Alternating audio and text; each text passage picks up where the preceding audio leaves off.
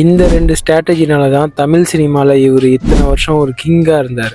நீங்கள் நல்லா கவனித்து பார்த்தீங்கன்னா விஜய் அண்ணா கிட்ட ஒரு போக்கர் ஃபேஸ் மைண்ட் செட் எப்போவுமே இருக்கும். அதாவது எந்த ஒரு விஷயம் நடந்தாலும் ஃபேஸில் கான்ஸ்டண்ட்டாக ஒரே மாதிரியான ரியாக்ஷன் தான் இருக்கும். ஒருத்தருக்கு சக்ஸஸ் வரப்போ அவங்க ரொம்ப ஓவராக செலிப்ரேட் பண்ணிட்டாங்கன்னா அவங்க ரொம்ப ஹங்க்ரியாக இருக்காங்கன்னு ஆப்போனன்ஸுக்கு ஃபேஸ் காட்டிடும். அதே தோல்வி வரப்போ ரொம்ப தோண்டு போயிட்டாங்கன்னா இதுதான் அவங்க வீக் பாயிண்ட்ஸ்னு காட்டிடும்.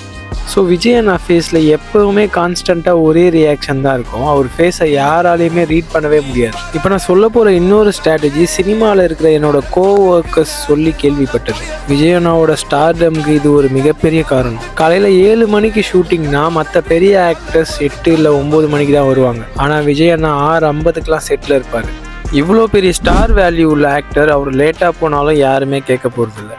ஆனால் இந்த 30 வருஷம் சினிமா ஜேர்னியில் அவர் ஒரு நாள் கூட லேட்டாக போனதாக ஹிஸ்ட்ரி இல்லை. இந்த 2 விஷயம்தான் அவர் இத்தனை வருஷம் சினிமாவை கட்டி ஆள்றதுக்கு காரணமாக இருந்துச்சு.